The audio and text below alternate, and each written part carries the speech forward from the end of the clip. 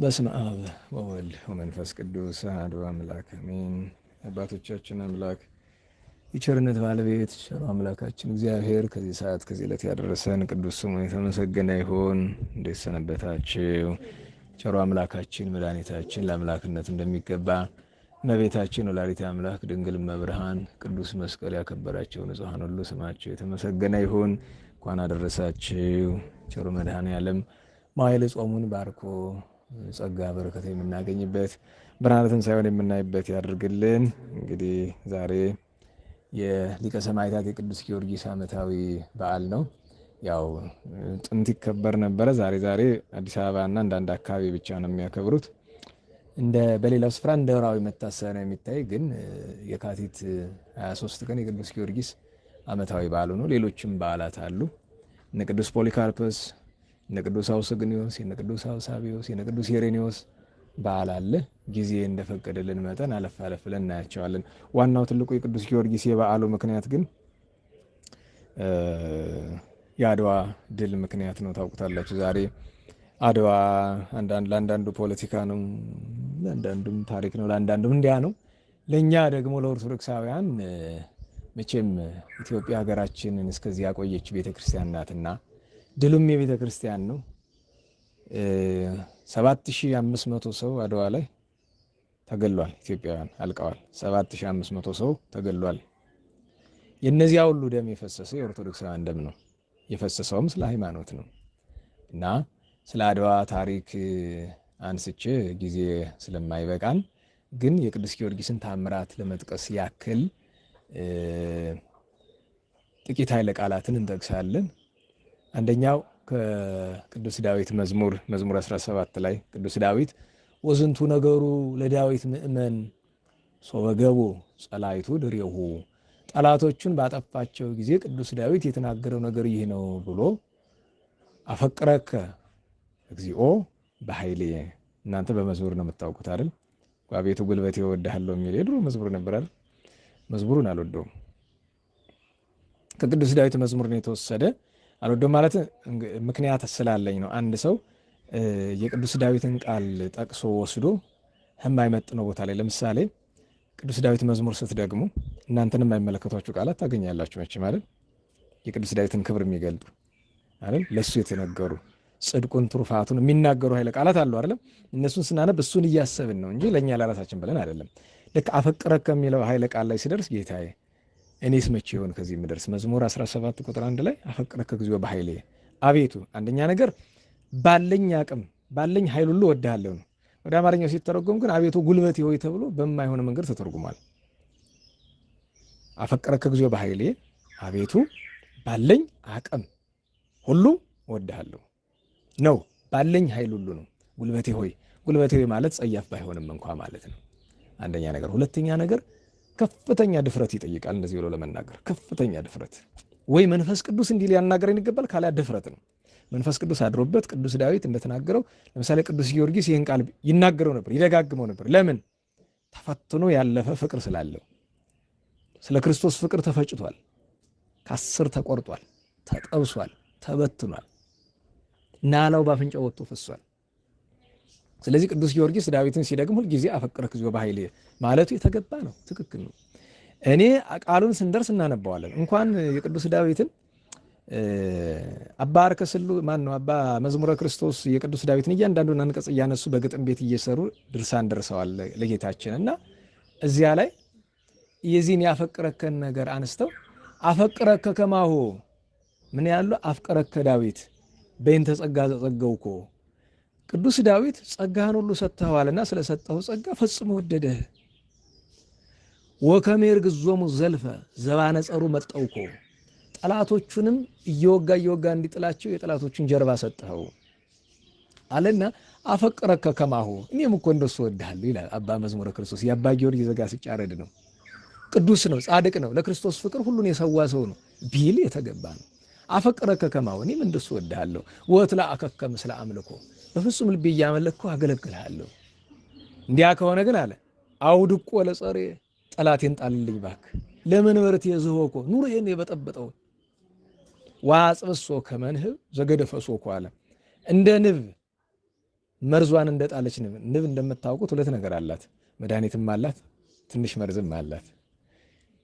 ንብ ሰውን መጉዳት አትችልም፣ መጥቀም እንጂ። መጥቀሟ በማዕሯን መጉዳት የምትችልበት መንደፊያ አላት አይደል? የነደፈች እንደሆነ ቀጥሎ ምንድን ነው የሚከሰት? ትሞታለች እሷ ራስ። እኛ የተወሰነ ሊያብጥ ይችላል አይደለም? እሷ ግን ትሞታለች። እና ምንድን ነው የሚለው? ወአጽበሶ ከመ ንህብ ዘገደፈ ሶኮ፣ እሾሃን እንደጣለች ንብ አድርገው። እሷ ከዚያ በኋላ መኖር ስለማትችል ማለት እንዲህ ብሎ ይለምነዋል። እና ይህን ያለበት ምክንያት ዘባነ ጸሩ መጠው እኮ ያለው በመዝሙር 17 ላይ ወመጠው ከኒ ዘባኖሙ ለጸር ይላል ቅዱስ ዳዊት። የጠላቶችን ጀርባ ሰጠኝ ይላል። ያውን ብዙ ነው ትርጉም፣ ወደ መንፈሳዊ ነገር ሳናመጣው እዛው በጥሬ ዘሩ እናቆየው ሰዓት ስለሚወስድብን የጠላቶችን ጀርባ ሰጠኝ ማለት ሰው ሲሳለፍ ውጊያ ሲገጥም ግንባር ለግንባር ነው አይደል? ፊት ለፊት ነው። አንዱ ሰው ጀርባውን ዞረ ማለት አሸነፈን ነው ተሸነፈ ነው፣ እየሸሸ ነው ማለት ነው። ጀርባ ሰጠኝ ማለት ጠላቶች ከኔ ፊት እንዲሸሹ አደረግ። አንድም በኋላ ሲሸሹ የተከተለ በጦር ይነድፋቸዋል እና ጀርባቸውን ሰጠኝ አለ ዳዊት። ቅዱስ ዳዊት መቼም ለጠላት ጀርባ ሰጥቶ አያውቅም። ጠላቶቹ ጀርባቸውን እያለ ይጥላቸው ነበር እንጂ እና የጠላቶችን ጀርባ ሰጠኝ ብሎ ወመጣው ከኒ ዘባኖሙ ለጸር። ይሄ በዚህ ዕለት ጦርነት ውስጥ ይህንን ቃል እንድንል የሚያደርግን በዚህ ዕለት የዛሬ 129 ዓመት አድዋ ላይ ካለቁት ሰዎች በስም የምናውቃቸዋሉ። በጣም የታወቁ የወንድነት ጥግ የሚባሉ የጀግና ጥግ፣ ምሳሌ እነ ፊታውራሪ በሻህ እንዴት ያሉ የወንድ ጥግ ነበሩ። ቀኛዝማች ታፈሰ የ25 ዓመት ወጣት ነው። እቴጌ ጣይቱ ያ ሁሉ ወንድ ሲወድቅ ያላለቀሱ፣ ታፈሰ ሲወድቅ አለቀሱ። ምክንያቱም ታፈሰ በአላጌው ጦርነት እንደምታውቁት የካድዋ ጦርነት ውስጥ ሌሎች ጦርነቶች ነበሩ። የአላጌው፣ አምባላጌው፣ የመቀሌው እንግዲህ ያው ታሪክ ላይ ብዙ ማወቅ አይከፋም። ለቤተሰብ ለልጅ ለወንድም ለእህት እኮ ይነገራል። ዛሬ ቅድም ቅዱስ ጊዮርጊስ ሲሄድ ሁለት ነገር ገርሞ የመጣሁኝ ቅዱስ ጊዮርጊስ ሲሳለም መጀመሪያ ለገባ ስለ አንዲት ትልቅ ሴትዮ እየተሳለሙ ነው። በስመ አብ ወወልድ ወመንፈስ ቅዱስ አራም ለአገሩ ሁሉ እና የስ ጥሩ ነው እያልኩ ነበረ። በእውነቱ ሰውኛው ለሌላ ሰው ጸሎት ሊረብሽ ይችላል፣ ግን በስመ አብ ወወልድ በሱ እየሳቁኝ ለፍ ስል ሰባኪው ጠቅላላ የአድዋን ታሪክ ይተርኩታል። ለመጀመሪያው ጊዜ ነው በቤተክርስቲያን አውደ ምሕረት ጥንቅቅ አድርጎ የሚተርክ ሰባኪ ነው የገጥሞኝ አያውቅም። ለምን? ብዙ ጊዜ ታሪክ ጎዶሎ ስላለብን ታሪክ ላይ በጣም ብርቱ ነገር ታሪኩ የኢትዮጵያ ታሪክ የቤተክርስቲያናችሁ ነው ሳለ የኛ ሰባካያን ግን 99% ከታሪክ ጋር ተፋተን ያለን ታሪክ የመተረክ አቅም የለንም። ፈጣሪን የማመሰግነው ህይወቴ ከለመለመባቸው ምክንያቶች አንዱ ለመለመ የሚለው በሌላ ትርጉም ሳይተረጎም ታሪክ እንዳውቅ መሆኔ ነው። ከልጅነት ጀምሮ በታሪክ ማደግ ታሪክን የመሰለ መድኃኒት የለም። ዝም ብላችሁ ታስቡት። አንዳንድ ጊዜ አሁን እዚህ ግቢ ዛፎች አሉ። አሁን በቀደም ከብሬ ላይ አንድ ተማሪ መጣና ከወይራው የደረቀውን ዘንጥፎ ይዞት ሄደ እና በቃ እዛ ያለው ሰው እንደ እብድ ነው ያደረገኝና ሰው ምን ነክቶት ነው የደረቀ እንጨት ቢቆረጥ ወንድሜ ለአንተ ነው የደረቀ፣ አንተ ስታየው ደርቆ ነው የሚታይ፣ እኔ ሳየው ምን ሆኖ እንደሚታይ ምን ታውቃለህ? መጀመሪያ ነገር አንድ። ሁለተኛ ነገር ይድረቅ አይድረቅስ ይመለከታል። ንብረትህ ነው፣ አዛዥ ነህ። መጽሐፍ ኢታንስ ዘያንበር ካላለ ያላስቀመጥከው አታንሳ። በገንዘቡ መንገድ ላይ ወድቆ ብናገኝ ማንሳት ኃጢአት እንደሆነ አታውቁም? የኛ አይደለማ። ግዱን ደግሞ ካነሳ ነው ለነዳይ ለቸገረው ሰው ወስደን መስጠት ነው። እርቦን ከሆነ ደግሞ መተን አስፈቅደን ከእግዚአብሔር ነው። የኛ አይደለማ። ያልሰራንበት ያልወጣን ያልወረድንበት እና ሰው ሄዶ ቆርጦ ቀምጬ አምጥቼ ለማይጠንት ከተቆረጠ ላይ ቀርም ማሰጠው ይላል ሰው። አልሰጠውም። ለምን ሰጠዋለሁ? እንዴ ኖር አይደል? እና ለምን ቢባል እያንዳንዱ ዛፍ ምን ታሪክ እንዳለው፣ እያንዳንዱ ጠጠር ምን ታሪክ እንዳለው ታምረ ኢየሱስ ላይ ትናንት ይሁን ዛሬ የተነበበ ሰምታችኋል። ትናንት መሰለኝ ካልተሳሳትኩኝ ሲነበብ ያዳመጠ ካለ ከቤተ ክርስቲያን ቅጥር ግቢ አንዲት ጠጠርም ለሚያነሳ ወዮለት። የእግዚአብሔር ነው፣ የእግዚአብሔር ነው። አሁን እዚች ከወይራው ቅጠል ይረግፋል አይደል? ቅጠሏን አንስቶ አቡነ ዘበሰማያት ደግሞ ወስዶ አንድ ቦታ ማስቀመጥ። ይህ ሁሉ ቅጠል እኮ ረግፏል አይደለም? ክቡር ነው። ያ ግን ለሚገባው ነው። በነገራችሁ ላይ እውነት ለመናገር የእናንተ እጅ ለኔ ምን ያደርግልኛል? ምንም ያደርግልኝ ማለት የእጃችሁን ክብር የምታውቁት እኮ እናንተ ናችሁ። ለምን? አካላችሁ ስለሆነ ነው። ቤተክርስቲያን አካሉ ከሆነች ሰው በቀር የቤተክርስቲያን ጉዳት የሚሰማው የለም። አካል ስትሆን ነው ህመሙ የሚሰማ እና ሰባኪው ታሪክ ሲተርኩ ሰምቼ ተገርሜያለሁ። ለሁሉም የአድዋ ጦርነት ጊዜ ቀኛዝማች ታፈሰ ሲገደሉ ወይም ሲሰዉ ጦርነቱ ላይ 25 ዓመታቸው ነው። በቃ የዛ የጦርነቱ ወጣት አዝማች እሳቸው ናቸው። እንግዲህ 25 ዓመት ተሰዉት እና በወቅቱ የወጣቱ የጦር ኃይል መሪ ናቸው። የተለየ አይነት ፍጥረት ናቸው እና ጣይቱ ያለቀሱበት ምክንያት እሱ ነው። ምክንያቱም መጀመሪያ ጦርነቱ ሳይጀምር እቴጌ ጣይቱ ጠሩና እንግዲህ የዚህ ድል ዋና ሰው ማለት ጣይቱ ናት። ከምን ይልክም በላይ የጣይቱ ድል ነው የሚባል ይሄ ጣይቱ ማለት ደግሞ እኛ ደብረ ጋር ታሪክ ያላት ናት። የአድዋን ጦርነት ለአብየ ጊዜ ተሰላኮ እንዳሸነፈች ዓለም አያውቅም፣ እኛ ብቻ ነው የምናውቀው። ያው እዚያ ውስጥ መስቀሉ አለ። ያቺ የብር መስቀል ታስታውሷት ከሆነ አለች፣ ጽሑፍ አላት። ዝ መስቀል ዘእቴጌ ጣይቱ፣ የመስቀል የእቴጌ ጣይቱ ነው። ብርሃን ዘኢትዮጵያ፣ እሷም የኢትዮጵያ ብርሃን የተባለች ናት። ወለቱ ለራስ ገብሬ ይላል። ራስ ገብሬ ይህንን በኋላ ድጋሚ የሰሩ እሳቸው አይደሉ? የራስ ገብሬ ልጅ ናት ይላል። ልጅ ማለቱ አራተኛ ትውልድ ናት። ገብሬ ኃይለማርያም ብጡልን፣ ብጡል ጣይቱን ማለት ነው። ወለቱ ለራስ ገብሬ አለ። ብሲቱ ለዳግማዊ ምኒልክ ንጉሠ ነገሥት ዘኢትዮጵያ አለ። ዘወሃበቶ ለአባ አብየ ጊዜ በ1888 ይላል። ራሷ ናት ጽፋ የሰጠች። እዚህ የአድዋ ጦርነት ጊዜ የገባ መስቀል የብር መስቀል አለን እኛ እና የጣይቱ ድል ነው። ጣይቱ ከመነሻ ቀኛዝማች ታፈሰን ተው ወደፊት አትሄድ፣ ተው እባክህ ልጅ ነህ።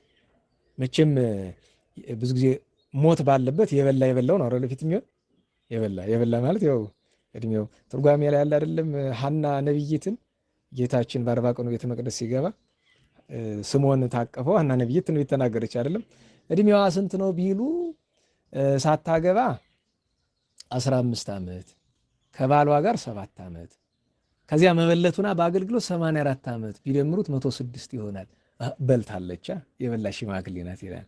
አሁን እውነት በልታለች ማለት ግን ስለ ምግቡ አይደለም። የእድሜ ብዛት በልቷል ያሰኛል። የእድሜ ብዛት እና ባይሆን የመብላት ነገር ጎጃም ውስጥ ወደዚህ ወደ ማርቆስ አካባቢ የበሬ ሌባ አገሩን አወከው።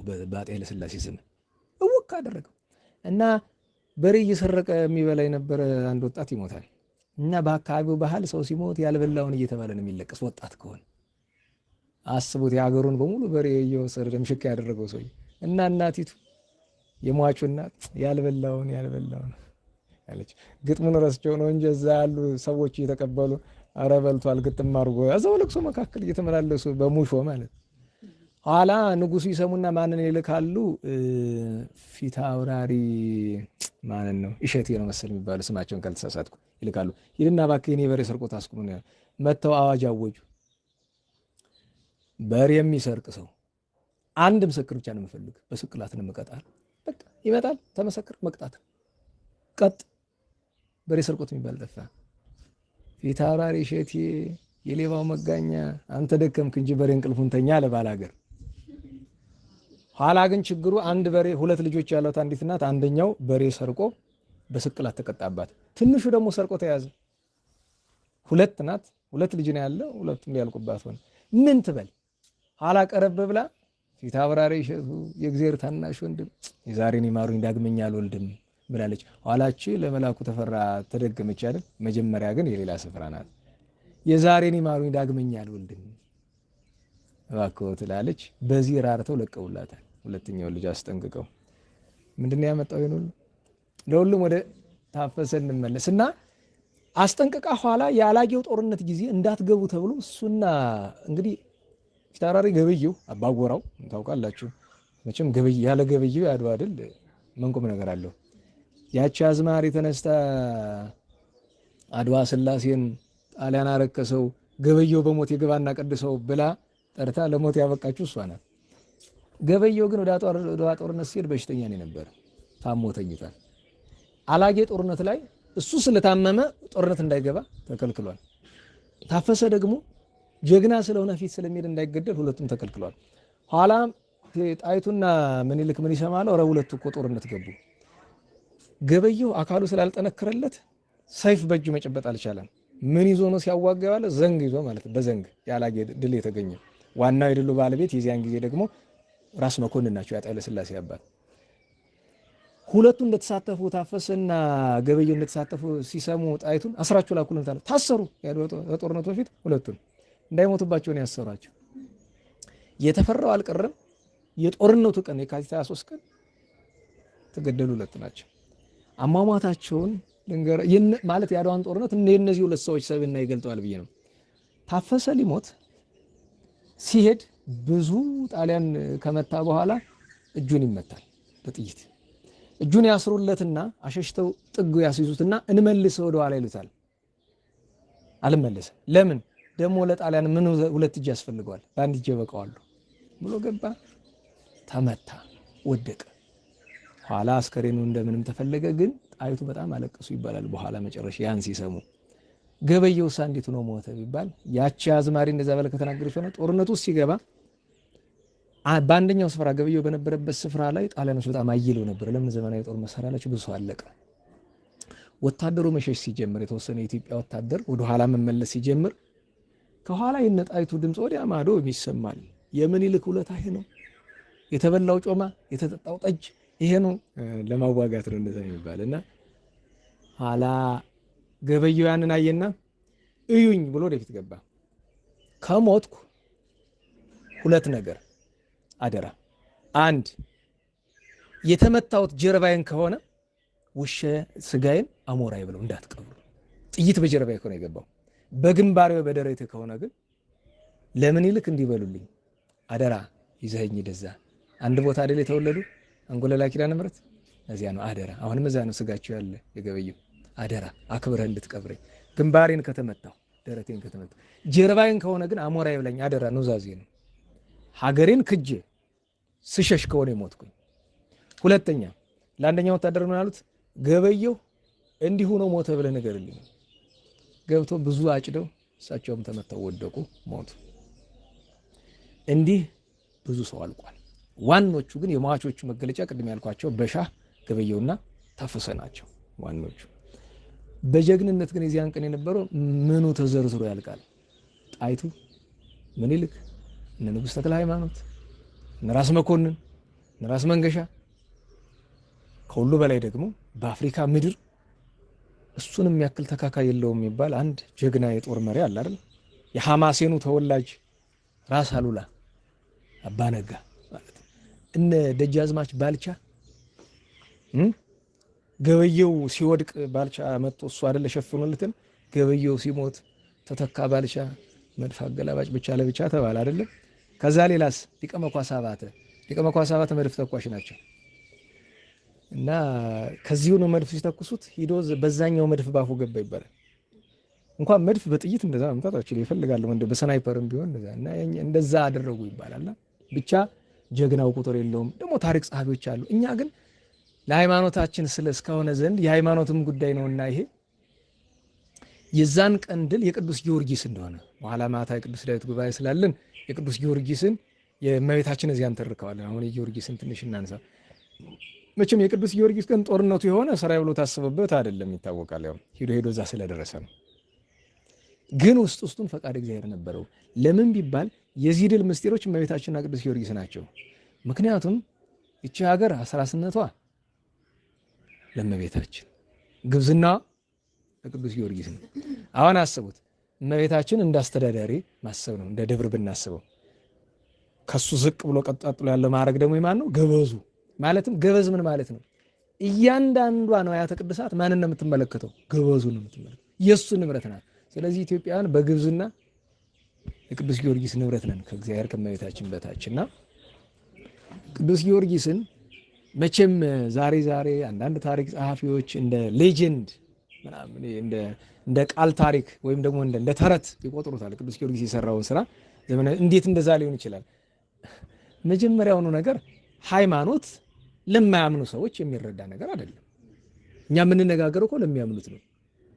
በሲግመንድ ፍሮይድ የሳይኮሎጂ እብደት ላበደ ሰው አይደለም እኛ የምንናገረው፣ ወይም ደግሞ በነ ቻርልስ ዳርዊን የዝግመተ ለውጥ እብደት ውስጥ ላለ ሰው አይደለም።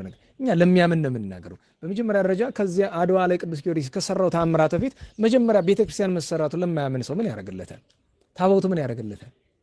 ጸሎቱ ምን ያደርግለታል? ስለኛ የምንናገረው ለሚያምን ነው። የማያምን ሰው ቦታውን ያዝ፣ አይመለከተውም።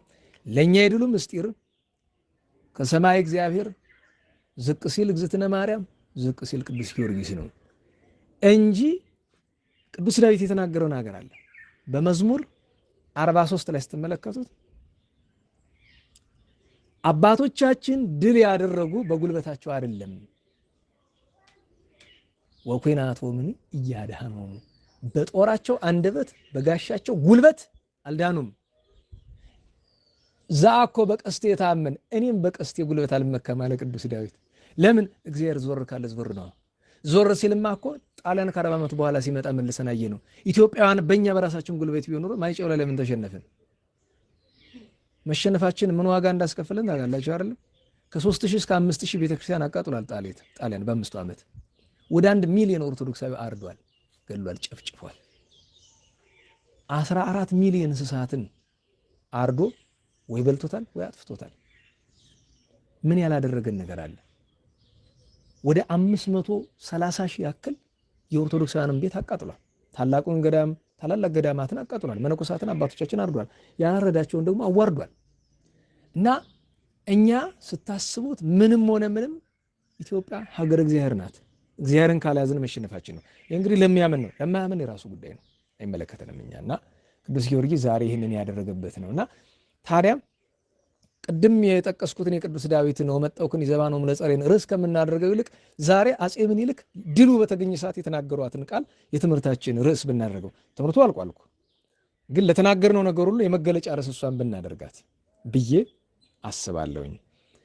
ድል እንዳገኙ እሳቸው እንደኛ አይደሉም። ልክ ድል እንደተገኘ ምክንያቱም ጦርነት የተጀመረ የእመቤታችን ሰባተ ፍቁር ሲጀመር ነው። ሰባተ ፍቁር ታቤ ሆነ ተብሎ ሲጀመር ነው ጦርነቱ 11 ሰዓት ላይ እሁድ ነበር። በአጋጣሚ የሚገርማችሁ ነገር ገጠመ ዘንድሮ አይደል? እሁድ በአጋጣሚ እሁድ ነበር። ሰባተ ፍቁር ሲጀመር ነው እንግዲህ ልብ በሉ። ቅዳሴ የሚቀደስበት ስፍራ ላይ ሌላ ቦታ እኮ ቅዳሴ እየተቀደሰ ነው። ታቦተ ማርያም ይዘዋል። ታቦተ ጊዮርጊስ በስፍራው አለ። ቅዳሴ በሌላ ስፍራ እየተቀደሰ ነው። እዚህ ለጦርነቱ ግን እየተደረሰ ያለ ሰባተ ፍቁር ነው። ደጋግም የሰባተ ፍቁርን ለምን እንደማውሰው ብዙ ሰው እየተረዳኝ አይደለም። ትናንት መሊቃውንት ጋር አንድ ጉዳይ ነበረኝና እባካችሁ እንዲያው ዛሬስ ሁሉም ቀርቶብን ዳዊትና ሰባተ ፍቁር ብቻ ባደረስን። ምክንያቱም ሰባተ ፍቁር በዜማ ስለሆነ የሚደረስ በግዕዝ ብዙ ምዕመናን ውስጡ ምን እንደሆነ አይሰሙትም።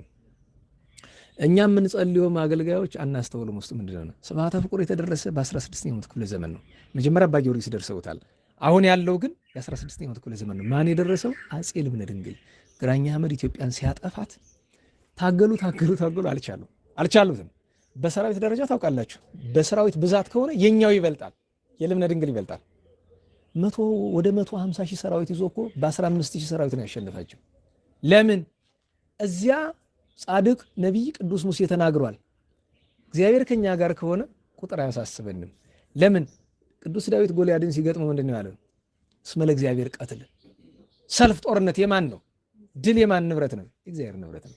አሁን የዳዊት ክንድ ነው፣ የቅዱስ ዳዊት ክንድ ነው ጎልያድን የሚያክል 3 ሜትር በላይ ቁመት ያለውን ሰውዬ መጥቶ የሚጥለው። ራእይታዊ እኮ ነው ጎልያድ። እንዴት ብሎ በተጣረ ግንባሩን ተመት ወዋዓት እንተ ፍጽሙ ውስተናላሁ እኮ ነው የሚል። ያቺ ጠጠር ከግንባሩ አልፋ እንዴት ናር ጭንቅላት ውስጥ ገባች? ይሄ የእግዚአብሔር ስራ ነው፣ የሰው ስራ አይደለም። እና ድል የሚገኝ በእግዚአብሔር ብቻ። እና አዩትና በኋላ ሲገባቸው አጼ ልብነ ድንግል አንድ ነገር ተረዱ። ይሄ ሁሉ የሆነ በኃጢአቴ ምክንያት ነው። ሰናይ ምጽአትከ ይላሉ። ዌልካም ይባላል በእንግሊዘኛችሁ። አዎ ሰናይ ምጽአትከ ይባላል። አሁን እንኳን ደህና መጣ ያሰኛል። ሰው ምንም ነገር ተፈጥሮ በኃጢአቴ ምክንያት ነው ካላችሁ እንኳን ደህና መጣ ማለት ያን ጊዜ ነው። መንፈስ ቅዱስ ይቀርባል ይዘን ጊዜ ባናጠፋም እንኳን ለምሳሌ ነቢያት እነ ቅዱስ ዳንኤል እነ ቅዱስ ሕዝቅኤል እነ ቅዱስ ዘካርያስ ወደ ባቢሎን ተማርከው ያ ሁሉ ስቃይ አሳለፉ አይደል? አላጠፉም እኮ እነሱ አላጠፉም። ጸዋትወ ዜማ ነው የማንዴ እና የሱ ጸዋትወ ዜማ ናት። አንዳንድ ቀን ያመጣል ወይ ሲከፋው ይሆናል ወይ ደስ ሲለው ይሆናል። ብቻ ቀን ሰዓት ሁሉ ጊዜ አይደለም። እና ያው ብዙ እናንተ ስለምታውቁት እዚህ የሚቀረጸው የሚሰሙ ሰዎች ስለማን እንደምናወራ ያውቁትም መናገሩን አስፈላጊ አይሆንም።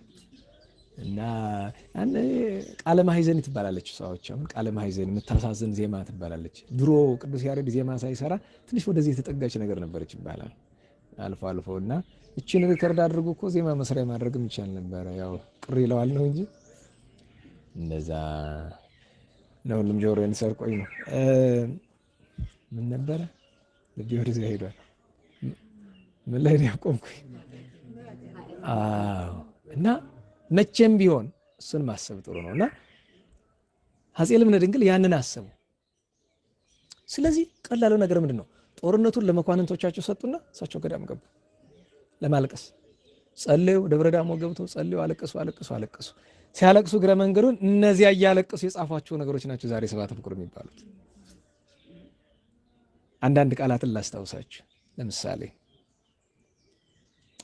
ለምን ትቆምኪ እምነ ርሑቅ እመቤቴ፣ እንደ ባዕድ የሁሉ መከራ ሲደርስብን ከሩቅ ቆመሽ የምታይን ለምንድን ነው? አረዌ ዘወድቅ አምሳለ መብረቅ፣ እንደ መብረቅ ከሰማይ የወረደው ዘንዶ እንዘ ይወጥ ሕዝበኪ በበቅ፣ ሕዝብሽን አንዳንድ አድርጎ በልቶ ሲጨርስ ይላል። እንዘነቱ የከልኪያኪ እምነ ሕሊና ወአፍ፣ በልባችንም በአንደበታችንም ባንቺ የምንተማመን የምንመካ ኢትዮጵያውያን አይደለንም ወይ?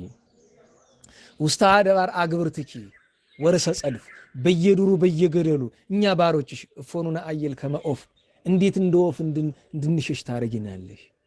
ከዛ ደግሞ ተሳለኒ ድንግል ተሳለኒ መቤቴ፣ አቤቱ ይቅርበኝ፣ ወማመሳይኒ ማርያም አንጽህኒ፣ ከበደል የጠቢኝ፣ ይዜኒ ፍጡነ ወዘልፈኒ፣ አሁንም ፈጥነሽ ለዘላለሙ ማንጭኝ ባክሽ እያለ ኋላ ደግሞ ልፍ ብሎ ምን ይላል? አድንኒ ሊተ እስመ ኀልቀ ኄር መቤቴ፣ በጎ ሰው ቸር ሰው መልካም ሰው አለቀ። ወወደ ሃይማኖትም ገጸ ምድር፣ እምነት ከዚህ ዓለም ጠፋ እኮ ማርያም ሙለ ክቡር እያለ ይህንን ሁሉ ሲያደርሱ ቆይተው መጨረሻ ላይ ኢትዝክሪ ብነ አበሳነ፣ አበሳ ኃጢአታችን አታዘክሪ ብነ ባክሽ፣ ማርያም ሙለ እግዚእነ፣ የጌታችን እናቱ ማርያም በኪዳነኪ ድንግል ተማይጸን፣ በቃል ኪዳንሽ ተማጽነናል ብለው ምርር ሲላቸው ይመስለኛል 3 ኃይለ ቃላትን ተናገሩ። አንደኛ ለመኑ ነግር አዘነ ልቤ፣ ይህን ሁሉ እየጮኩ ዝም የምትኝ ለማን ልናገር? በነገራችሁ ላይ አጥፍተዋል። በጣም ማጥፋት ሲሏችሁ ቀላል ጥፋት እንዳይመስላችሁ።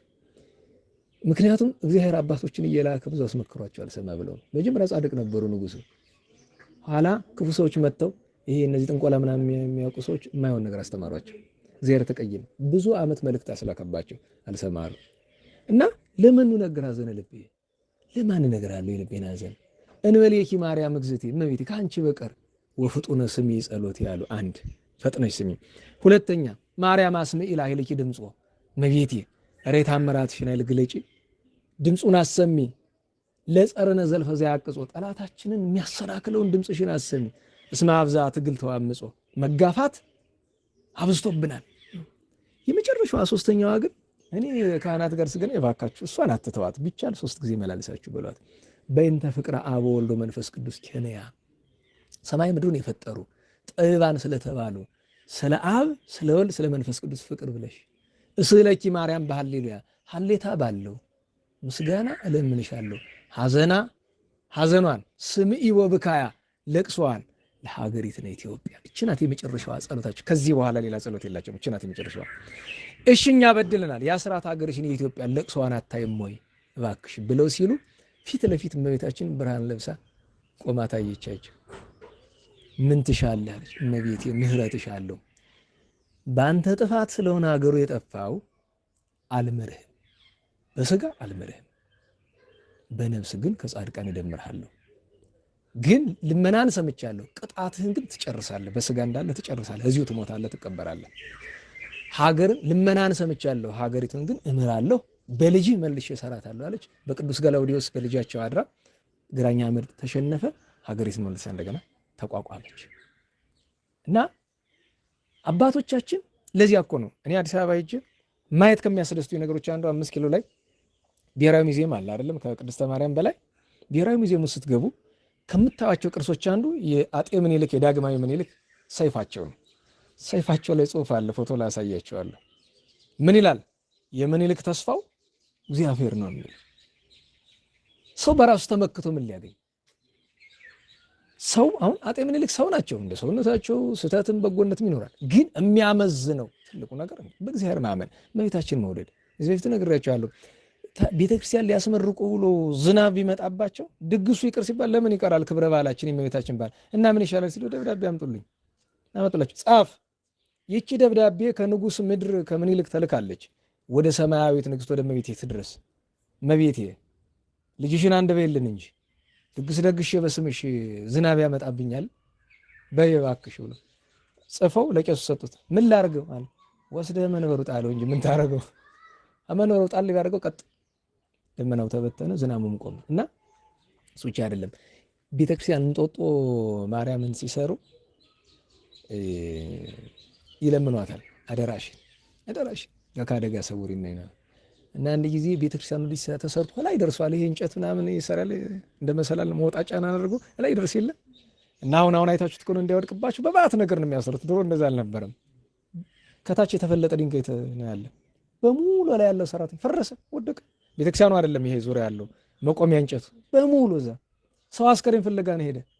የተጫረሰው የለ ጨርሶ ሁሉ እርግፍ አድርገው እዚህ የአባ በራን ታምር ይመስል አባ በራን ታስታውሷቸዋላችሁ? ከሻ በራ እዚህ ሰዓታት እየመጡ ይቆሙ የነበሩት። እኔ ይገርመኛል። ደግ ሰው። በቀደም ልጃቸው ከውጭ ሀገር መጣ። በይ ስለ አባትሽ ደግነት ልንገርሽ፣ ወልደው አሳድገውሻል፣ ግን እቤት ያለ ጽድቅ ብዙ አይታወቅም፣ ልብ አይባልም። ያው የምታውቁት ነው። የምን ጠበሌ ቆዳ መንከሪያ ነው ይባላል። እና አባትሽ ተርታ ሰው አልነበሩም።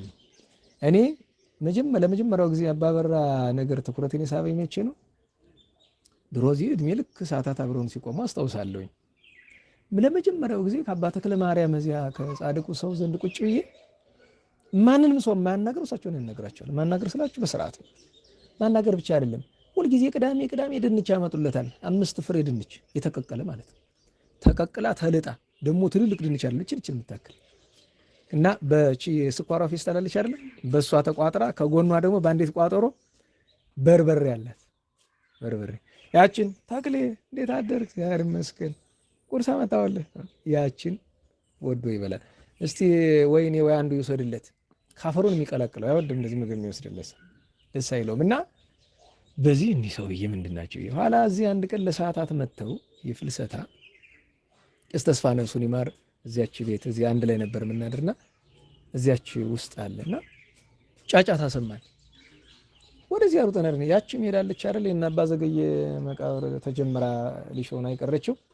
እሷ ታስታውሱ እንደሆነ ተቆፍሮ ከታች ድንጋይ ተፈልጦ ሙሉ ተፈልጦበት ወደ 2 ሜትር ጉድጓድ ነበር ወደ ውስጥ መቃብሩ ተደስቶ ተሯሩጠን ስንሄድ እዛ ወድቀዋል። እንግዲህ አስቡት፣ አይናቸው ብዙ ያላቸው በግንባራቸው ተወሮ እዛ የተፈለጠ ድንጋይ ላይ እስከ 4 ሰዓት ድረስ ቄስ ተስፋ ወንድሜ እያለ ሲያለቅስ ነው ያመሽ። ኋላ መጥተው ኧረ ደህና ናቸው እባክህ ዝም በል። በማግስቱ መጥተው ሰዓታት ቆሙ።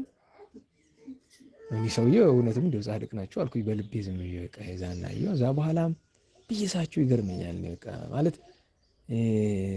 ከሁሉ የሚያስገርም ነገራቸው። አሁን በደርግ ዘመን ባለስልጣን የነበረ ሰው ወይም የኢሰፓ አባል የነበሩትን እንዳረመኔ ነው የምናያቸው አይደለም፣ ግን ደሳቸውም አይነት ነበረ ለካ ይባላል። የኢሰፓ አባል እያሉ ሰማለሁኝ ቤት ሲወጡ ማነሽ ባለቤታቸው ሽጉጤን አቀብኝ፣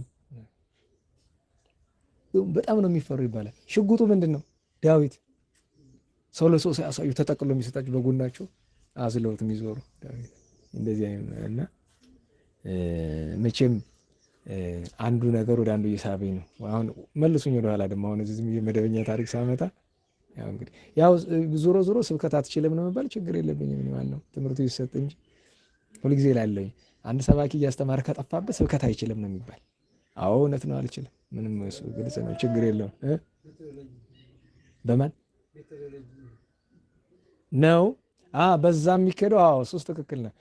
አለቃ አያሌው የሚባሉ ታውቃላችሁ? ሊቀሊቃውንት አያሌው አይነ ስውሩ እንዴት ያሉ ደገኛ ሊቅ ጥቡ ነበሩ በጣም። ጠርተው እባክህ ስብከት ዘዴ ስጡና አሏቸው ይባላል። ስብከት ደግሞ ምን ዘዴ ያለው? መንፈስ ቅዱስ ይናገራል እንጂ አድሮብህ ነው። አይ አባቶቻችን ነገር ነው። ብዙ ጊዜ ተናግሬያለሁ ይሄንንስ እና ወደኋላ መልሱኝ ብዬ ነው። የአንድ ታሪክ ሳመጣ ጭንቅላት ወደዛ ሄድና አለም ለሁሉም ወደ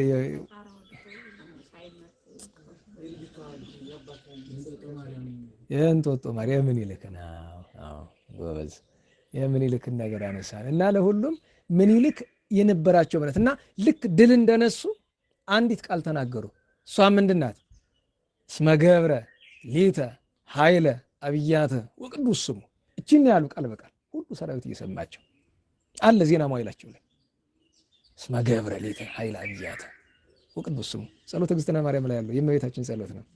አንድ እመቤታችን ድል ስለሰጠች ማክበራቸው ነው። ሁለተኛ ነገር እስመ ገብረ ሊተ ኃይለ አብያተ ለእኔ ታላላቅ ድንቅ ስራን ሰርቶልኛል ብላ እመቤታችን ያመሰግችንበት ኃይለ ቃል ነው። ይህንን ኃይለ ቃል ለእመቤታችን ሲተረጎም እመቤታችን ድንቅ ስራን ኃይልን አድርጎልኛል ማለት ምንድን ነው? ከልማደ አንስት መጠበቅ፣ ከጥንተ አብሶ ከመርገም ከፍዳ ከኃጢአት ጠብቆ በድንግልና ጸንሳ በድንግልና እንድትወልዶ አድርጎ ሀሊ በድንግልና የድንግልና ወተትን ሰጥቶ ከመላእክት ሁሉ በላይ ንጽሕት እንድትሆን አድርጎ ከእግዚአብሔር በታች ፍጥረት ሁሉ እንዲያመሰግናት እንዲያከብራት አድርጎ እናት እሱ ስላደረጋት ምን አለች እመቤታችን? ታላቅ ስራን ሰርቶልኛል። አፄ ምኒልክ ደግሞ እመቤታችን ረድታቸው ሀገር ስትድንላቸው ጠላት ድል ሲነሱ እሱ ብቻ እኔ በነገራችሁ ላይ የምኒልክን ክርስትና እኔ ለስንት ትውልድ ትምህርት የሚሆን ብዙ ቅዱሳን ነገስታት ኢትዮጵያውያን አላት። አሁን ለምሳሌ አፄ ምኒልክን እኛ ቅዱስ ብለን አንጠራም፣ ደግነታቸውን እናገራለን። በሰማይ ያላቸውን ሀብት የሚያቃቃል ግን ቅዱስ ጻድቅ ለማለት መስፈርቶች ስላሉ ማለት ነው። ግን ያም ሆኖ ለአንድ መልካም መሪ ዝቅ ብሎ ከአፄ ዘርዓ ያዕቆብ ከፍ ብሎ ከአፄ ምኒልክ በላይ በኃይል ከሆነ እንደ አፄ ዘርዓ ያዕቆብ በኃይል ሀገርን ማቅናት እንደ ዘርዓ ያዕቆብ ነው። በኃይል በፈሊጥ ደግሞ እንደ ምኒልክ ነው። የሚያስገርመው ነገር የጣሊያን ማዕት ሰራዊት ተማርኳል አይደል? እንግዲህ ሀገር ሊወር ሃይማኖት ሊያጠፋ የመጣ ከ7500 በላይ ወገናቸውን የገደለባቸው በጣም የሚወዷቸውን እነ ታፈስ እነ ገበየ ወንድማቸውን የገደለባቸውን ሰው በቀል ነው አይደል የምታስቡት? ምንም በቀል የለም። ሁለት ነገራቸው ይገርመኛል። አንደኛ ያን ጊዜ እኮ ገና ስልጣኔ ባልነበረበት ዘመን ምርኮኛን መንከባከቡን ዓለም አቀፍ ሕግ ነው ይባላል አይደል? ምርኮኛ መንከባከብ ምርኮኛውን እኮ እንዴ አርደው አወራርደው ሁሉ መገበውታል ይባላል። የጣሊያንን ምርኮኛ ለምን ሰለ ይጨከናል? ምክንያቱም በሃይማኖታችን ሕግ አንድ ሕግ አለ። ጠላት ሃይማኖትን ሊያጠፋ ሲመጣ ተዋጋው፣ ግደለው። ከማረከው በኋላ ግን ፍቅር አሳየው ነው የሚባል። አፍቅሩ ጸላእተክሙ አይደል? ጠላቶቻችሁን ውደዱ ማለት ነው። ኋላ ከምርኮኞቹ የተወሰኑ ቀስቀስ እያሉ ይሄዱ ነበርና የታስረው ይቀሩ ነበሩና ደብዳቤ ይላካል ከጣሊያን ለእናቶች፣ አባቶች፣ ወንድሞች ደብዳቤ ይልካሉ ለምርኮኞቹ እና ምኒልክ ያስነበባሉ ደብዳቤውን ተንኮል እንዳይኖር እና አንደኛውን ደብዳቤ ሲያስነበቡት የደብዳቤው መጨረሻ ላይ ልጄ የአምላክ እናት ማርያም ድንግል ማርያም ታስፈታ የሚል ነገር ያያሉ። ዛሬ ይሄማ ሰማይ ነው የተላከ ናበል የአምላክ እናት ታስፈትታለች ቀጥላ ሀገር በዚያች ቀን ግን ፈተብሎ ከውታል ይባላልና በእውነቱ ደግ ሰው ናቸው። ሳይለ ማርያም ይባላል ክርስትና ስማቸው። እቴጌ ጣይቱ ወለተ ሚካኤል ትባላለች። እዚህ ታውቃላችሁ በማህሌት ወለተ ሚካኤል ረጅም ጊዜ ነው። አሁን እዚህ ብዙ አይገባውም። ማናት ወለተ ሚካኤል ይላል። እዚህ የሚጠሩ ስሞች ማን ናቸው? ተክለ ጊዮርጊስ ንጉሱ፣ ኃይለ ማርያም ደጃች፣ ኃይለ ማርያም የራስ ገብሬ ጋር ባለፈው ነግሬያቸዋለሁ። ያቺ ጠብ ስማቸው እንዳት ገብረሕይወት ነው የሳቸው አይጠራም፣ ተጠርቶ አያውቅም። እነ ባባ ቢኖሩ እንጠይቃቸው ነበር። እነሱ ሲደርሱ ይጠራ ነበር ወይ በሚለውን ነገር አሁን አለ እስኪ አያበሩን ምናልባት ነገሩ ቤተ መቅደስ ወጣ ብዙ ጊዜ ሆኖ ቤተ መቅደሱ ያው ዞሮ ዞሮ ኃይለ ማርያም አሁን በማህሌቱም እኮ ያለ ኃይለ ማርያም ነው። ኃይለ ማርያም ማለት የራስ ገብርኤል ልጅ ነው ወይም የእቴጌ ጣይቱ አያት ነው። ስለዚህ ሁልጊዜ በማህሌት አሁን ዛሬ ገብታችሁ ከሆነ ዛሬም ተደርሷል። አሁን ሰባተ ነግ በየቀኑ ጸሎት ኃይለ ማርያም ሲባል ተክለ ጊዮርጊስ ይባላል ንጉሱን፣ ኃይለ ማርያም ይባላል የራስ ገብርኤል ልጅ ደጃች ኃይለ ማርያም፣ ሶስተኛ ወለተ ሚካኤል ይባላል ጣይቱ ናት። የዚያ ምክንያቱ ምንድነው? ለደብሩ በጎ ስላደረገች መስቀሉን ጨምሮ ወዳጅ ነበረች ለአቡነ አብዬ ጊዜና ከአድዋ ጋር በተያያዘ ይህንን ባጭር ካነሳን ይበቃናል። እስመ ገብረ ሊተ ኃይለ አብያተ ማለት ባጭሩ ይሄ ነው። ስም ብቻ እንጥራና እንጨርስ፣ ሰዓት እንዳይሄድብን ድካሙ እንዳይጫነን። የቅዱስ ዮሐንስ ወንጌላዊ ረድ የነበረ ቅዱስ ፖሊካርፐስ ሰርሚኔስ ወይም ሰርሜርኔስ በእኛ ቋንቋ ቱርክ ውስጥ ያለች ኢዝሚር ትባላለች። አሁን የእሷ ጳጳስ የነበረ ቅዱስ ሐዋርያ ሰማዕትነት ነው። ቅዱስ ሄሮድስ የኤዶም ፈረንሳይ ጥንት እንግዲህ የክርስቲያን ሀገር ነው የነበረች እንዳሁኑ አይደለም። እነ ቅዱስ አውስግኒዮስ፣ ቅዱስ አውሳቢዮስ ፋሲለደስን ታውቃላችሁ። የሰማዕቱ ቅዱስ ፋሲለደስ የበኩር ልጁ ነው። ቅዱስ አውሳቢዎስ በጣም ትልቅ ሰማዕት ነው። ዛሬ ዓመታዊ በዓሉ ነው። ቅዱስ ጊዮርጊስን ታምራት አይተናል። ማጠቃለያችን የአቡነ አብየ ጊዜን ስናነሳ ተመሳሳዩን ነገር ጦርነት ነክ የሆነውን ነገር ማነሳት የተገባ ነው። አቡነ አብየ ጊዜ በተንቤን እያሉ ጻድቁ አባት አምባ ሰናይት እንለዋለን እኛ፣ እነሱ ግን አምባ ሰናይቲ ወይ ሰናይቲ አላቀማት እንደዛ ነው። እንደዛ እኛ ደግሞ በአማርኛችን በለመረ ወደ ግዙ መለስ አድርገን አምባ ሰናይት እንላለን። የአካባቢው ሰው ደግሞ ያው በመደበኛው በዋናው ስም ይጠራል። እዚህ ያለው ገዢና እዚህ ያለው ተንቤን ያለው ገዢ ለአቡነ አብየ ጊዜ ወዳጃቸው ነው፣ ይማጸንባቸዋል። እና በወቅቱ በነበረው ንጉሠ ነገሥት ላይ የዚህ የአምባ ሰናይቲው ገዢ ማመፅ ፈልጓል። ምንድን ነው የሚሉ እስራኤላውያን ሲጠግቡ በሰማይ የለ ዱር በእስራኤል የለ ግብር ይላሉ። በነገራችን ላይ በሰማይ ዱር አለ የለም? ግን አለ እኮ። ተሳስተዋል። ገነት እኮ ዱር ናት። አታውቁ? ገነት ማለት ራሱን ማለት ነው የእጽዋት የአትክልት ስፍራ እኮ ቃሉ ራሱ ጋርደን ማለት አይደል? የአትክልት ስፍራ ማለት ነው ገነት። እንዴ አሁን የቤተክርስቲያን ገነት ነው እኮ። ገነትም ገነት ነው በምስጢሩ፣ ግን በጥሬ ዞረው ዛፎች እስካሉ ድረስ ገነት ነው። እና በሰማይ የለ ዱር ይላል። ገነትን ሰማይ ካለ አይ ዱርም አለው። በእስራኤል የለ ግብር አለ። ሲጠግቡ ነው። ሲጠግቡ ማለታችን ለምንድን ነው? እስራኤል መገበር አለባቸው ይብሉ የለባቸውም። ከእግዚአብሔር ጋር ይጣሉና ለጠላት አሳልፎ ይሰጣቸዋል። ያን ጊዜ እኛ አንገብርም ይላሉ። እግዚአብሔር ከነሱ ጋር የሌለውን እኮ ነው። በሌለ ሰዓትማ መገበር ነው። ገብር ከተባልክ መገበር፣ ቀቅል ከተባልክ መቀቀል ነው። ገብር ቀቅል ይባላል። እና አልገብርም አለ የዚያኛው አምባ ሰናይት።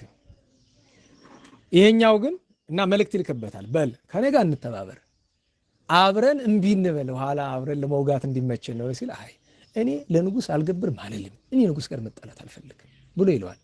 እንዲህ አካልክማ መጀመሪያ አንተን ነው መወጋህ ይለዋል። ያባሰ ተዘጋጅ ብሎ ይለዋል። ከዛም የሄድና ወደ አቡነ አብየ ጊዜ ወደ ገዳሙ አባቴ እኔ በጸሎት እማጠናለሁ። በጉልበት ላይ ተናነሱ ይችላሉ፣ ያኛው ትንሽ በለጥ ቢልም፣ ግን እኛ ወንድማማች ነን፣ አንድ አገር ሰዎች ነን፣ እንደመፋሰስ ነው። እኔ አልፈልግም መዋጋት እና እባክዎትን ሽምግልና ልላክዎት ይላቸው። ሽምግልና ልላክዎት ይሄዱና ጦርነት ይቅር ብለው ያስታርቁ ብሎ ላይ ይሄ ደግ ሰው ነው በእውነቱ። አቡነ አብየ ጊዜ እሺ ብለው ይሄዳሉ። ወደዚያኛው ወደ ዋናው ገዢ ይሄዱና እባክህ ጦርነቱ አያስፈልግም፣ ምልጃ ልኮኛል፣ እንደዚህ ነው፣ ስለዚህ ይቅር ብለው ይሉታል። አይሆንም፣ ይልቅስ እኔ መልእክት ልላከው፣ ተዘጋጅ፣ ተጠብቀኝ፣ እጅን ነው የምሰጥ፣ አሳያለሁ። እምቢ እያልከኝ ነው? አዎ። አላወከኝማ። ምን? እስቲ ተው፣ አላወከኝማ።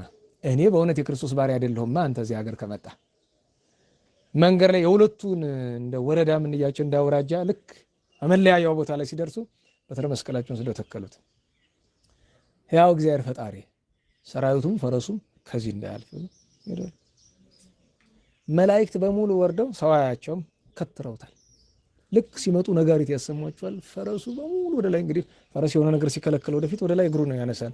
ሐዋይት የተቀመጠበት ግማሹ ጦሩን እየጣለ ግማሹ ይላል።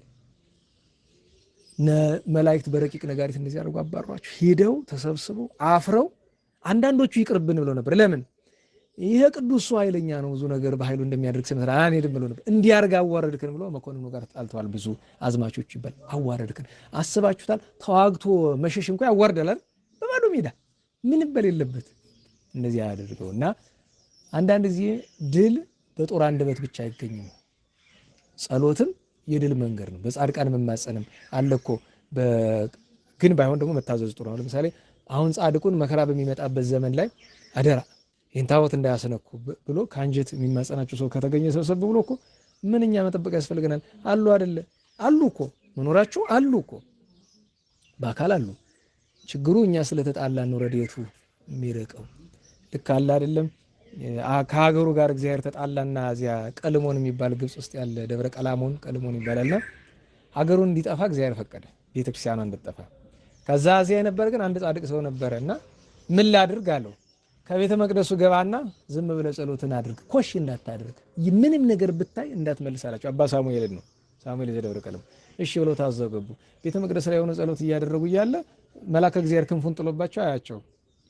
ገብቶ ከመንበረ ጸባዖቱ ከልማሙ ላይ አሕዛብ ጨውቱበታል፣ አላስችላቸዋል።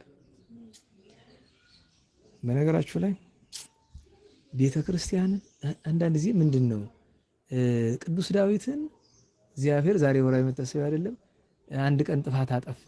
ጥፋቱ ምንድነው? ህዝቡን አስቆጠረ፣ ሌላ ነገር አይደለም። ታውቃላችሁ እናቶቻችን ልጆቻቸውን ሲቆጥሩባቸው ይወዳሉ። ይህ እኮ የመጽሐፍ ትምህርት ነው።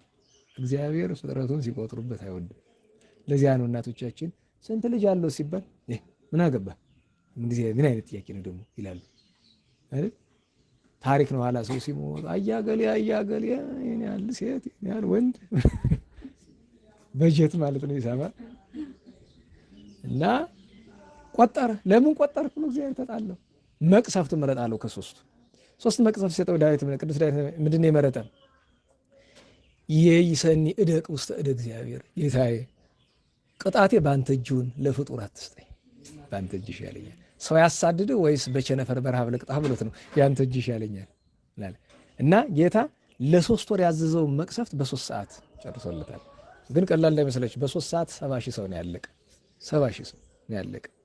እና የፍጡር እጅ ከባድ ነው።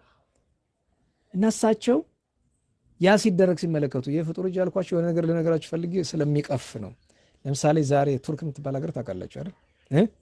የድሮዋ ቁስጥንጥንያ ናት፣ ቢዛንታይን ማለት ነው። የነ ቅዱስ ቴዎዶሲዮስ ሀገር ናት። የነ ቅዱስ ዮሐንስ አፈወርቅ ሀገር ናት። የነ ቅዱስ ሄራቅሊስ ሀገር፣ የነ ቅዱስ ጎርጎርዮስ ሀገር ናት። ዛሬ ማን ሀገር እንደሆነች ታውቃላችሁ? ለመጀመሪያው ጊዜ የዛሬ 500 ከምናምን ዓመት ሲገቡባት ምንድን ነው ያደረጉ? ይቀፋል። ቆይ ሄደ ሪከርዱን ላስቆመው፣ ለሚሰማው ሰው ስለሚቀፍ ሌላ ነገር ነው የሚመስለው። ሪከርዱን ላስቆመው አላስቆም። ለምን እነግራችኋለሁ? ለምን ጆሮአችሁን አማጥ ማለት በህይወት የሳስበው በቃ ይተናነቀኛል። አህዛብ ቤተክርስቲያን ከመጡ ምን ሊያደርጉ እንደሚችሉ መጨረሻ መገለጫው እሱ ነው። ምን እንዳደረጉ ተውትና በዛ ላይ ሴቶች ስለሆናችሁ እናንተ ባሰሙት ጥሩ ነው። ለሁሉም አባ ሳሙኤል ዘደብረ ቀልሞን እንደዚህ አሁን እያሉ አላስችላችኋለ። ቆሻሻ ነገር ሲሰራ ዛይቱ አንተ እግዚአብሔር ይገስጽህ ብለው ድምፅ አሰሙ። ትእዛዝ ጣሱ። ዞሮ መልአከ እግዚአብሔር አነሳው ክንፉን አያቸው። ከአምደ ወርቁ ላይ አስሮ ነፍስ ከስጋ እስኪለይ ድረስ ደበደባቸው። ከዚያ እየጎተተ ወስዶ ግመል ላይ ጫናቸው። ደማቸው ይንጠፈጠፋል። በህይወታቸው አልቅሰው የማያውቁትን ለመከራ ለስጋ መከራ አልቅሰው የማያውቁትን ትንሽ መንፈስ ርግብ የተርቋቸው አለቀሱ። ሲያለቅሱ የተሸከመው ግመል ዞር ብሎ ሰናይ ዘዘበጡከ እንኳንም ደበደቡ ደርግ አድርገዋል አለው። ለምን አለው? ፈጣሪ ዝም በል አላለህም? ዝም በል ካለ ዝም በል። አንተ እግዚአብሔር ላይ አዋቂ ነህ። ለቤተ መቅደሱ እሱ የማያውቁ ነው በቃ። ምክንያቱም ቤተ መቅደሱ ላይ እንደዚያ ከህዝቡ ጋር ከተጣላ ከመነኮሳት ጋር ከተጣላ እግዚአብሔር በገዛ ቤቱ ነው የሚመጣ እንደዚያ። እና በእውነቱ እግዚአብሔር እሱ በቸርነቱ ይጠብቅ እንጂ ሰውኛው ከባድ ነው። ለሁሉም እግዚአብሔር አምላካችን የጻድቁ የአቡነ አብየ ጊዜን በረከት ያሳደርብን፣ ጾሙን ጾም በረከት ያደርግልን፣ ከብርሃነ ትንሣኤው በቸር ያደርሰን፣ ሰላሙን ረድኤቱን ፍቅሩን አንድነቱን ይስጠን፣ ከሰው ክፋት ከአጋንንት ተንኮል ይሰውረን። ስብሐት ለእግዚአብሔር ልዑል ወለወላዲቱ ድንግል ወለመስቀሉ ክቡር ኃይል አሜን አሜን አሜን አሜን።